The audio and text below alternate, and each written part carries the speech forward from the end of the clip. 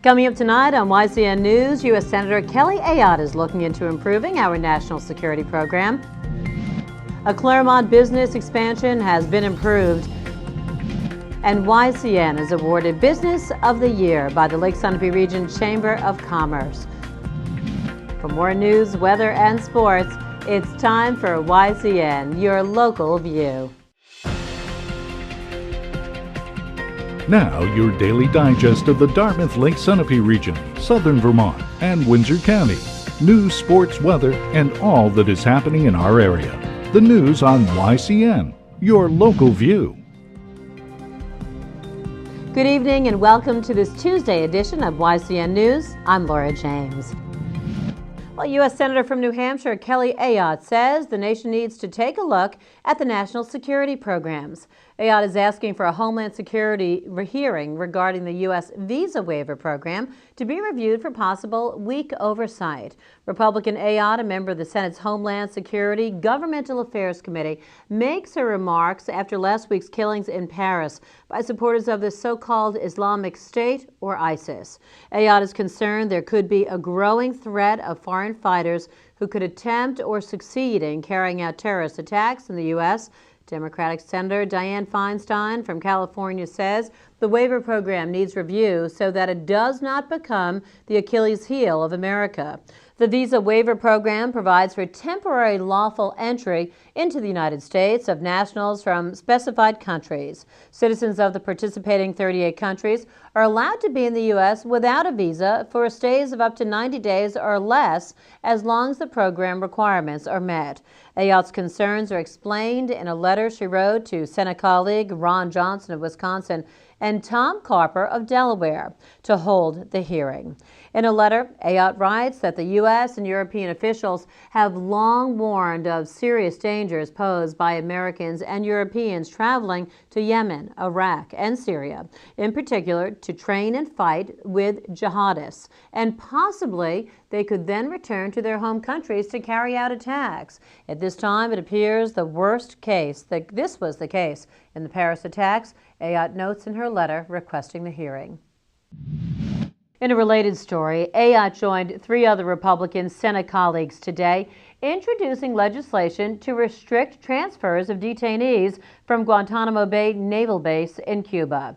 Ayotte, Arizona's John McCain, South Carolina's Lindsey Graham, and Richard Burr of North Carolina filed the bill entitled the Detaining Terrorists to Protect America Act of 2015. The bill calls for suspending international transfers of high and medium risk detainees, especially to Yemen. The U.S. Senate is now debating the Keystone Pipeline bill after last week's approval by the House. Now comes word that Vermont Independent Senator Bernie Sanders today will file an amendment that would put the Senate on record acknowledging that climate change is being caused by humans and is a major threat to the planet. Approval of the Keystone Pipeline remains controversial among politicians and the public. Oil would be shipped from Western Canada to refineries in Texas along the Gulf of Mexico. Sanders plans to offer the amendment to a bill that would force approval of the Keystone XL pipeline. The controversial project would ship oil from Canada's tar sands region in Alberta to refineries in Texas along the Gulf of Mexico. Sanders says the effects of the pipeline bill on the natural environment must be a factor in the bill's review. He has argued against its passage. YCN News will update you on this bill. Turning to local news, a Claremont business got the green light to expand its facility on Colonel Harvey Lane. Claremont Planning Board members heard Monday night from several people connected with Micros Manufacturing to add 15,000 square feet to the building. The company makes parts for the commercial printing industry. Included in the larger floor space would be a mezzanine and an exercise facility for workers. About 45 people work at the plant not far from River Road, an industrial zoned area of the city. Employees would work over several shifts from 6 a.m. to 1 a.m., ensuring that any change in the site's drainage would be first reviewed by city engineers and public works officials is a condition of the plan's approval. Vermont Governor Peter Shumlin may not be moving ahead with his single-payer health care plan, yet he is moving forward with making the state more energy efficient. That extends to the buildings owned by the state. Solar panels and upgrades are complete on 3 state correctional facilities as Vermont moves closer to relying on the sun to heat and cool its buildings. From Windsor to St. Johnsbury to St. Albans, the solar projects are now finished. Other state buildings will be outfitted with solar upgrades this year. Once finished, taxpayer savings could be as much as $2.5 million over a 20-year span. The solar upgrades are made in Vermont and installed by Vermont companies. Beyond a private way to communicate, texting can also save a life when an emergency phone call could be dangerous. New Hampshire state safety leaders launched a new program yesterday, Text to 911. Emergency Services Director Bruce Cheney says Text to 911 allows residents in dangerous situations who are unable to risk the noise of a call to send a text for help. This will help save lives and must be used responsibly. Texting should only be used when a voice call is not possible. Speaking to a 911 operator is the best if possible, as the dispatcher can access the emergency quicker and get a location to send first responders. After the break, we'll learn about YCN's special award it received last night at the Lake Sunapee Chamber event. The YCN News continues in a moment. Welcome back to YCN News. I'm Laura James. A long weekend is ahead, and with that, the U.S. Forest Service says it will waive fees at most of its day-use recreation sites 5 times in 2015, beginning with January 19th in honor of Martin Luther King Jr. Day. U.S. Forest Service Chief Tom Tidwell says the fee-free days are designed to entice new and repeat visitors to come on out and enjoy national forests and grassland. These public lands offer rich experiences for everyone, from the avid sportsman to the casual hiker or natural observer, says Tidwell.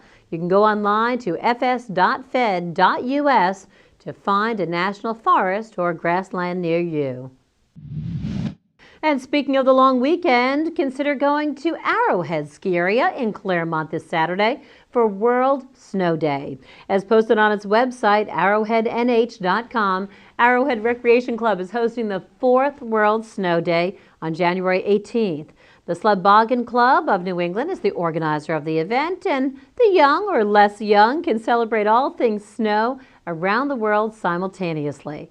Arrowhead is run by volunteers with absolute minimum financial help from the city. It's located off Robert Easter Way off South Street in Claremont by the Claremont Middle School. In Cornish, New Hampshire, State Police and the Cornish Police Department are looking for your help. Sometime during the evening hours of last Sunday night and yesterday morning, there was a break-in on the property of 1093 Route 120 in Cornish. Now, specifically at a small trailer in the wooded area between Jackson Road and Edminster Cemetery Road.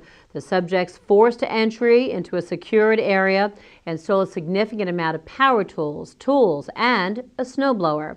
Anyone with information is asked to contact the New Hampshire State Police at 603-358-3333 or the Cornish Police Department at 603-543-0535. Online at cornish.police@comcast.net. Grin and Share It was the theme of the Lake Sunapee Region Chamber of Commerce annual meeting this year. Promoting New Hampshire's Lake Sunapee region as a year-round vacation destination, the Lake Sunapee Region Chamber of Commerce held their annual town meeting last night for the purpose of honoring their members and volunteers, as well as awarding a local resident and business for outstanding contributions to the Lake Sunapee region. This year, Lisa Ensign Wood of New London was recognized for her significant volunteerism and work on behalf of the children and citizens of the region. And our very own YCN was awarded Business of the Year for providing 35 years of quality local programming in central New Hampshire. Owners John O'Connor and Greg Ugrin accepted the award. Held at Colby-Sawyer College, the evening included honoring Pete Fenton for leading the chamber for 4 years and announcing Dan O'Halloran as the new board chair. The evening was rounded out with a presentation by humorist and motivational speaker Jim Snack, who uses magic and laughter as motivational tools. The Lake Sunapee Region Chamber of Commerce represents businesses from the central New Hampshire region, from Andover to Newberry and from Warner to Grantham. When YCN News returns, we'll join Kearsarge Chronicle's Lynn Solomon, who spoke with author Bill Steele. The YCN News continues in a moment. Welcome back to YCN News. I'm Laura James. Let's find out now how that chilly forecast is looking for the next couple of days. Thanks, Laura. Tonight will be clear with a low around -5. Wednesday will be sunny with a high near 23. The wind chill may bring temps down to -3. Wednesday night should be partly cloudy with a low around 5. Thursday should be mostly sunny with a high back up to 26 degrees. Thursday night may become mostly cloudy with a low around 14. And now let's take a look at our YCN community calendar. This Friday there will be a health clinic in Claremont at the Claremont Savings Bank Community Center from 10:30 a.m. to noon. In Windsor, Vermont, come to the blood drive being held at the American Legion from 12:30 p.m. to 5:30 p.m. In Hanover, there will once again be drop-in technical help at the Howe Library from 3 to 5. Remember, you can see the full calendar at ycnnow.com/calendar. And now let's turn to YCN Sports for some upcoming games. Both boys and girls basketball teams will play simultaneous games tonight. The Kearsarge boys will host Bow High School, while Bow High School will host the Kearsarge girls. The Mascoma boys basketball team will face Fall Mountain at Mascoma. The Mascoma girls will travel to Fall Mountain for a game. The Newport boys will host Hinsdale, while the Newport girls will travel to Hinsdale. And finally, the Stevens boys team will host Conan, while the Stevens girls will travel to Conan. If you can make it to any of these games, YCN encourages you to support your local teams. Thanks so much, Matt. When YCN News returns, we'll join Lisa Cannell and John O'Connor for a preview of the political year. The YCN News continues in a moment.